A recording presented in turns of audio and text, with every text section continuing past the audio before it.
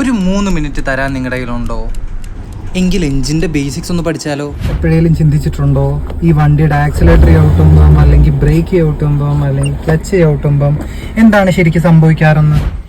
Engine എന്ന് പറയുമ്പോൾ തന്നെ പലരുടെ മനസ്സിൽ ആദ്യം വരുന്നതാണ് നമ്മൾ പെട്രോളോ ഡീസലോ ഒഴിക്കുന്നു, അതിന്റെ പുക, അത് കത്തിക്കഴിഞ്ഞിട്ടുള്ള പുക പിൻഭാഗത്ത് സൈലൻസർ വഴി പോന്നു.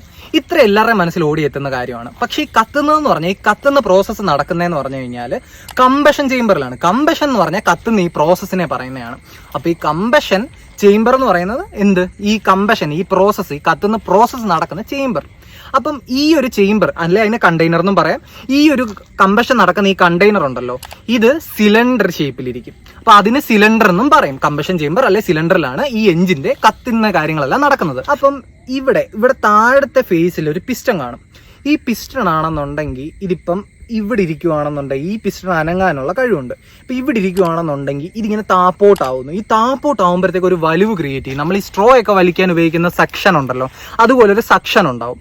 ഈ സെക്ഷൻ കാരണം ഈ സെക്ഷൻ ഉണ്ടാവുന്ന സമയത്ത് തന്നെ പെട്രോൾ വരുന്ന വാൽവും, പിന്നെ വാൽവ് എന്ന് പറഞ്ഞാൽ ജസ്റ്റ് ഒരു ഓപ്പണിംഗ് ആണ്, വാൽവും പിന്നെ എയർ വരുന്ന വാൽവും കൂടെ തുറന്നു കൊടുക്കും. അപ്പൊ എയറും ഫ്യൂവലും കൂടെ ഈ കമ്പഷൻ ചേംബറിനകത്ത് കയറും. അപ്പൊ ഇത്ര എത്തുമ്പോഴത്തേക്ക് കയറി കഴിഞ്ഞു.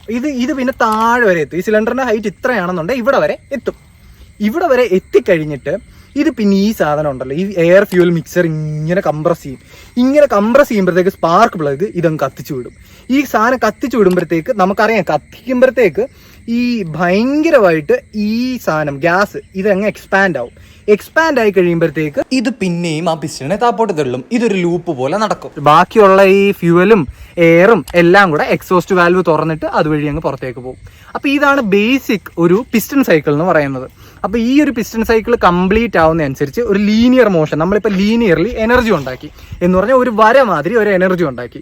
ഇവിടെ വരെ വരുന്നു, പൊട്ടുന്നു, താഴുന്നു. ആ ഒരു മൊമെന്റം കാരണം തന്നെ പിന്നെയും മേപ്പോട്ട് വരുന്നു. ഈ പ്രോസസ്സ് കണ്ടിന്യൂ ചെയ്യുന്നു. ഇതൊരു 1000 തവണ 2000 തവണയൊക്കെ ചെയ്യും എഞ്ചിൻ ഒന്ന് ജസ്റ്റ് ഐഡിൽ ചെയ്യുമ്പോഴത്തേക്ക്. അപ്പം ഇത്രയും തവണ ഇത് കറങ്ങുന്നുണ്ട്. ഇനിയും ഇത് കറങ്ങായില്ലല്ലോ, ഈ സാധനം, ഈ പിസ്റ്റൺ, ഈ കറങ്ങുന്ന പിസ്റ്റൺ കണക്റ്റിംഗ് റോഡ് എന്ന് പറഞ്ഞ ഒരു സാധനം ഇതിന്റെ താഴെ കാണും. ഈ കണക്റ്റിംഗ് റോഡ് വഴി ഒരു ക്രാങ്ക് ഷാഫ്റ്റിൽ കണക്റ്റഡ് ആയിരിക്കും. ക്രാങ്ക് ഷാഫ്റ്റ് എന്ന് പറഞ്ഞാൽ ഒരു നേരെ ഒരു കമ്പി പോലാണ്. ഈ കമ്പിയിൽ കണക്റ്റഡ് ആയിരിക്കും. ഈ കമ്പി ആണെന്നുണ്ടെങ്കിൽ ഈ ലീനിയർ മോഷൻ ഉണ്ടല്ലോ, ഈ ലീനിയർ മോഷൻ റൊട്ടേഷണൽ മോഷൻ ആക്കും. എന്ന് പറഞ്ഞാൽ ഈ നേരെയുള്ള ഈ മോഷൻ, ഈ ഒരു എനർജി കറങ്ങാനുള്ള എനർജി ആയിട്ട് ടയറിന് കൊടുക്കും. അപ്പൊ അങ്ങനെയാണ് എഞ്ചിൻ ബേസിക്കലി വർക്ക് ചെയ്യുന്നത്. ബേസിക്കലി സെൻ 2004 ബോണറ്റിന്റെ അകമാണിത്. ഇതിൻ്റെ അകത്ത് ഈ വലിയ ബോക്സ് പോലെ കാണുന്നതാണ് എഞ്ചിൻ. ഇതിൻ്റെ അകത്തെ കമ്പോണൻസ് നമുക്ക് വരുന്ന വീഡിയോസിൽ നമുക്ക് ഇതിനെക്കുറിച്ച് ഡീപ്പായിട്ട് അറിയാം. നമ്മളിപ്പോൾ ഒരു സിലിണ്ടർ